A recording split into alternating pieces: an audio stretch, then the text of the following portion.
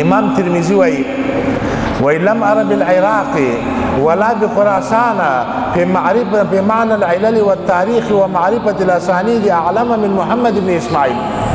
ما نه په عراق کې نه په خراسان کې، خراسان دا وسطی اشیا چې ورته وایي، په وسطی اسیا او په عراق کې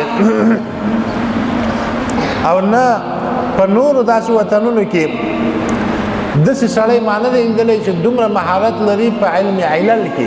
علم علل څه ته وایي؟ دا یو صحیح سړی دی، حافظه هم ټیک ده، دین هم ټیک دی، هر څه ټیک دی، خو دی خطا وتی. هر انسان غلطي که نه غلطي او زه خطا وځي، نو دغه خطایانې د دغه صحیح خلکو معلوموله دا ډېر مشکل دي.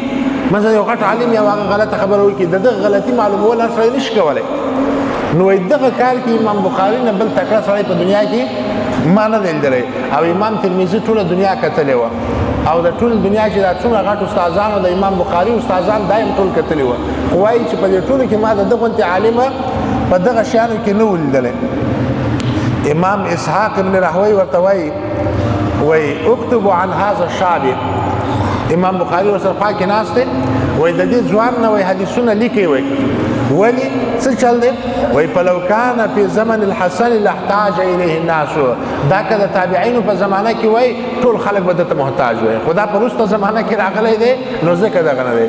بیا بله ورځ اسحاق ابن راهوی ناست دی، وایي که داسې یو څوک راپاڅي او دا صحیح و ضعیف حدیث سره جدا کړي، څونه ښه کار به وشي چې دا صحیح و ضعیف حدیث سره جدا کړي. امام بخاري وایي د استاد دا خبره وایي زما زړه ته پرېوتله وایي، او دې کار ته ما شروع وکړله چې دا صحیح و ضعیف حدیثونه سره جدا کړم.